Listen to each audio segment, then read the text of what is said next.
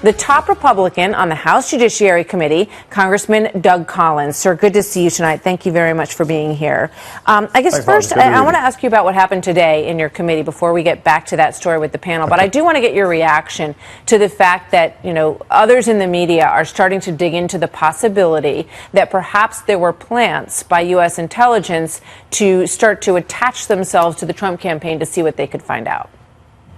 I think we're finally seeing the media come around to what many of us have been saying all along. How did we get here? That's the pertinent storyline here. How did we get here? And I think now that the Mueller report is out, there's no longer the bated breath anticipation that the president did something wrong and it was colluding or there was an obstruction. And now they're having to move on. And now they're actually going back and saying, well, that wasn't a story. Well, what is the story? Maybe those Republicans who we thought were crazy and then everybody else was saying, oh, they're just chasing wild stories are now actually being seen as true. They're actually going back and actually doing real reporting and saying what happened at a Department of Justice that went from one investigation to another in the middle of a presidential campaign, and why did it start? And I think Bill Barr has made reference to this. He's made reference to wanting to get to the beginning of it, and it's actually glad to see that some of the media who have in the past have been critical of the efforts are now actually saying, hey, maybe something is up here. Yeah, we're going to talk more about that with the panel. I do want to ask you a little bit about what happened today in the House Judiciary Committee. Nancy Pelosi, outside of that committee,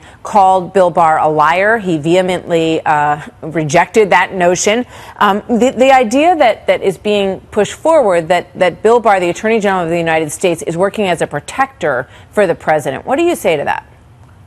I think it's a shame that the Speaker of the House would call a sitting cabinet member a liar, especially when I would really doubt how much she's actually watching, except from a very surface level going on. Because I'll absolutely tell you, the chairman of our committee is doing nothing but a circus run of making Bill Barr be now the straw man, the boogeyman, if you would, because all of their dreams fell apart when Mueller came out. When there was no collusion by anyone, there was no charged obstruction, their dreams of impeachment died. And so now they're in a panic mode to say, well, why could this be? We always thought Barr was going to be fine. We thought Mueller was the gold standard. Everything was fine. And so if Mueller is still their gold standard they're holding on to, then someone has to be the bad guy. And Bill Barr, who has answered every one of their questions that they wanted, who has cut forth everything he's supposed to have done, they are making him out to be the bad guy. And really, it's a shame that the Democrats are now trying to make him out to be the bad guy simply because their storyline was wrong.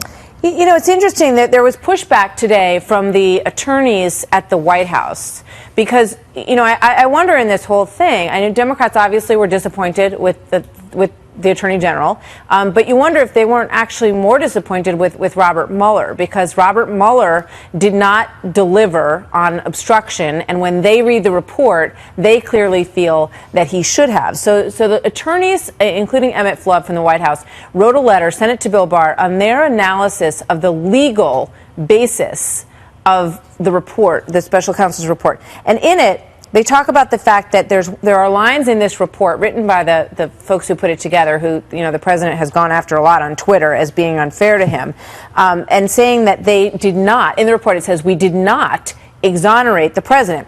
Here's what Emmett Flood wrote. Prosecutors simply are not in the business of establishing innocence. In the American justice system, innocence is presumed. There is never a need for prosecutors to conclusively determine it. What do you say to that? I say what is exactly right. I've been saying this for a while, and I think that was the concerning part. For Democrats who want to say that Bill Barr tried to skew the report or do whatever, and that there was this misunderstanding between him and Robert Mueller through a letter or anything else, he stated the facts correctly. He stated there was no collusion. He stated there was no charged obstruction. And he even included the line that was actually in the Mueller report, which I thought was rather interesting for a career prosecutor to say we don't exonerate. I'm not sure he's ever come out. I'd love to go back and look at a lot of his past writings or any prosecutor's past writings to say, at the end of this, we're not exonerating. We didn't charge, but we're not exonerating. Emmett Flood is exactly right. Prosecutors are not in the business of exonerating. They're either finding enough to charge or they're not finding enough to charge, and they move on. This is a concern, and I think it's really interesting to me, though, for Democrats to play on this right now. They can't have everybody be the bad person here. They've got to at least hold out hope that they can find something in this report or something going along that they can actually take and make political haste so they can tarnish the president. So they can't make everybody the bad guy at this point. All right, so obviously Bill Barr did not show up at your committee today. You called it a circus in there, and you said that they were trying to make it look like an impeachment hearing of Bill Barr. What did you mean by that? Well, here's what they did, is they had the chance, and the chairman today, my chairman took away my right to question Bill Barr. He took away the right of every member of that committee to question Bill Barr because he had this idea of having a circus stunt called putting a staff member to ask questions at the end, I guess to catch the Attorney General maybe in some discrepancy that they thought he said, and have it look like an impeachment hearing. For over 200 years, there's never, ever been a staff member ask questions in an oversight hearing in the House Judiciary Committee outside of impeachment. So here's what they're going out and say. They say, well, it's in impeachment we had staff hearing to make the assumption that this is a part of an impeachment investigation to smallify their base that dislikes the president and members who dislike the president. So they wanted it to appear like an impeachment hearing instead of just doing the oversight that our committee is supposed to be doing. And if you don't believe they thought it was a circus, a member brought chicken to the actual hearing today. They believe it's a circus. That is a joke. That is sad. Doug Collins, sir, thank you very much. Congressman, good to see you tonight. Martha, good to see you as well. Take care. This is a Fox News Alert. I'm Mike Emanuel in for Brett Baer. We're following two major stories tonight. The Attorney General's refusal to appear at a House committee hearing on the Mueller report, and the fallout from what appears to be so far a failed overthrow attempt against the government in Venezuela.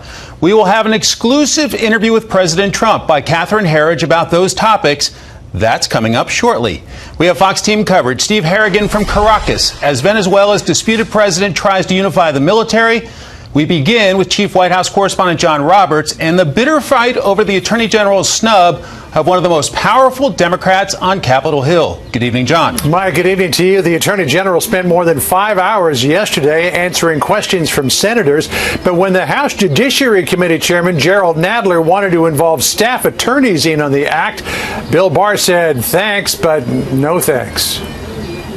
An empty chair, a bucket of the Colonel's finest, and a ceramic chicken. The scene at the House Judiciary today as Democrats marked Attorney General Bill Barr's no-show and slammed President Trump. He is trying to render Congress inert as a separate and co-equal branch of government.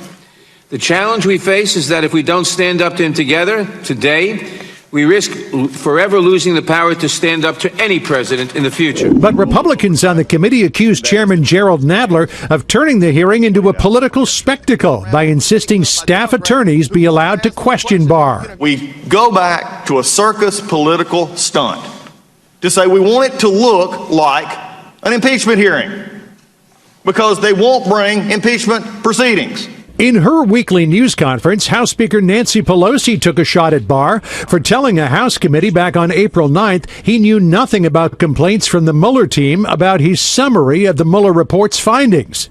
Mueller had sent a letter to Barr 2 weeks earlier outlining his concerns. He lied to Congress. He lied to Congress.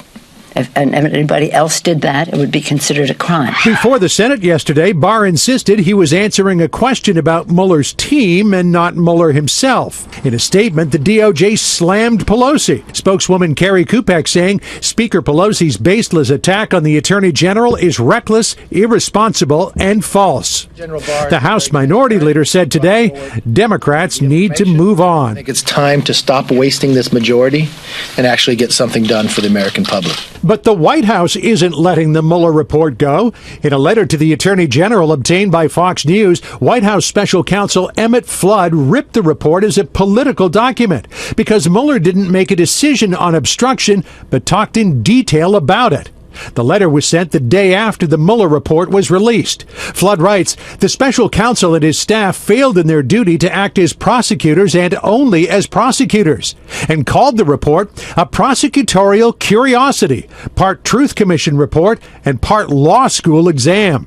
The letter lays the foundation for President Trump to keep aides and documents away from congressional committees, even though he did not assert executive privilege over the Mueller report. Flood writing, the president's decision not to assert privilege is not a waiver of executive privilege for any other material or for any other purpose, and does not affect his ability as president to instruct his advisors to decline to appear before congressional committees. Now, all of this could end up in court. The White House thinks it it does have the law on its side, pointing to a 2014 Department of Justice opinion that senior staff members are immune from complying with subpoenas. However, there is a 2008 court decision that says they do have to comply with the subpoenas. So if this thing were ever to get before a judge, Mike, it could just be a coin flip. All right, John Roberts leading us off from the North Lawn along with a bagpiper. John, many thanks.